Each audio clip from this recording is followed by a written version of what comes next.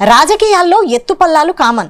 అధికారంలో ఉన్నప్పుడు ఓ వెలుగు వెలిగిన నేతలు అధికారం పోగానే అడ్రస్ లేకుండా పోతారు. కానీ కాకినాడలో మాత్రం ఓ నేతకు తమ ప్రభుత్వమే అధికారంలో ఉన్న వైరాగ్యం వచ్చేస్తోంది. సొంత పార్టీ నేతలే పట్టించుకోవడం లేదు. దాంతో ఆయన పొలిటికల్ లైఫ్ డైలమాలో పడింది. ఇప్పుడు ఆయనకు పార్టీ మారడం తప్ప గత్యంతరం లేదన్న టాక్ వినిపిస్తోందా?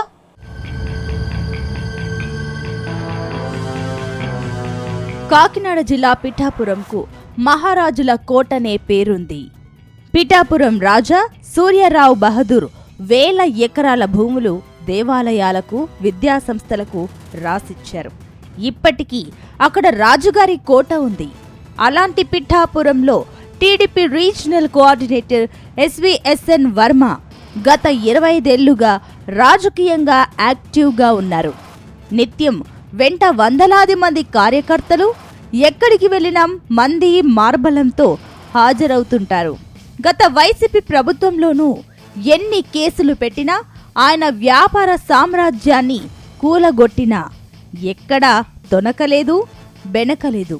తిరిగి నిలబడాలి అన్న విధంగా పోరాటం చేశారు. దీంతో 2024లో ఆయన గెలుపు సాధ్యమనుకున్నారు. అంతే, అక్కడే ఆయనకు గ్రహణం పట్టిందన్న ప్రచారం సాగుతోంది.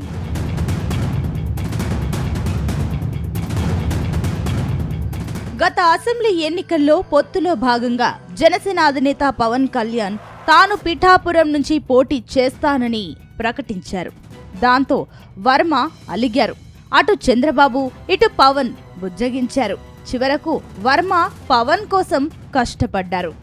ఈ సందర్భంగా ఒక విషయం ప్రస్తావించాలి. Varma mass leader.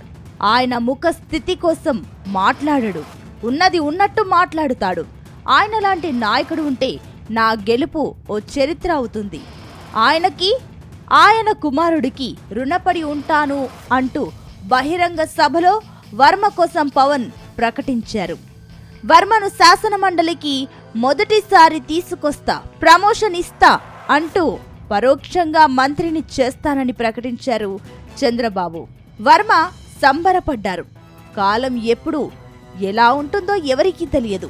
కానీ పిఠాపురంలో పవన్ గెలవడంతో వర్మ పొలిటికల్ లైఫ్ డైలమాలో పడింది.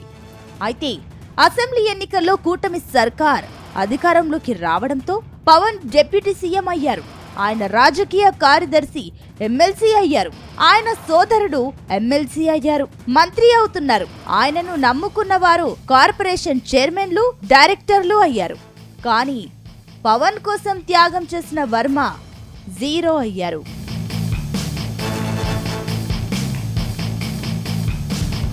ఇదిలా ఉంటే పిఠాపురం పరిధిలోని చిత్రాడలో జరిగిన జనసేన ఆవిర్భావ సభలో ఎమ్మెల్సీ నాగబాబు చేసిన కమెంట్లతో ఇక వర్మ రాజకీయ జీవితం ముగిసినట్లేనని రాజకీయ విశ్లేషకులు చెబుతున్నారు. పిఠాపురంలో పవన్ గెలవడానికి 2 ఫ్యాక్టర్స్ పనిచేశాయి.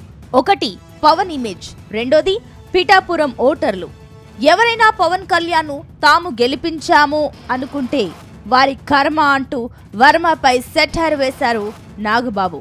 ఇది రాజకీయ సంచలనంగా మారింది. వర్మ అనుచరులు కుతకుత ఉడికిపోతున్నారు. వర్మ లోపల మదనపడుతున్నా బయటకి మేకపోతూ గాంభీర్యం ప్రదర్శిస్తున్నారు. ఆయనలో కూడా ఇక తనకు పదవి రాదు అన్న నమ్మకం ఏర్పడిపోయింది.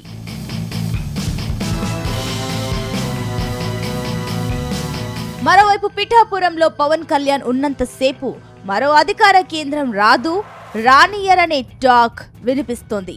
ఎందుకంటే పవన్ అవసరం చంద్రబాబుకు ఎంతో ఉంది. ఇప్పటికే మంత్రి నాదెండ్ల మనోహర్ కూటమి ఏర్పడడానికి, చంద్రబాబు సీఎం కావడానికి పవన్ కళ్యాణ్ కారణమన్నారు. అంతేకాదు 4 దశాబ్దాల చరిత్ర ఉన్న తెలుగు దేశాన్ని నిలబెట్టి అధికారంలోకి తెచ్చానని ప్రకటించారు. కాబట్టి ఎలాంటి పరిస్థితుల్లో చంద్రబాబు జనసేనతో వివాదానికి వెళ్లరు. వర్మకు పదవి ఇస్తే ఆయన ఖచ్చితంగా దూసుకుపోతారు. ఇది పవన్ కు తల బొప్పి కట్టిస్తోంది. దీంతో ఇక రాజకీయంలో వర్మ కర్మ అంతే అంటున్నారు రాజకీయ విశ్లేషకులు. తెలుగుదేశంలో ఉన్నంత సేపు ఆయనకి పదవి రాదు, జనసేనలోకి వెళ్ళినా చేసేదేమీ ఉండదు. ఇక ఆయన ముందు కనిపిస్తున్నవి 3 మార్గాలు.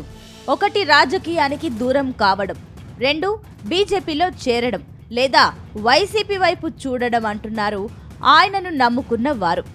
ఆయన ఏం చేస్తారు వేచి చూడాల్సిందే.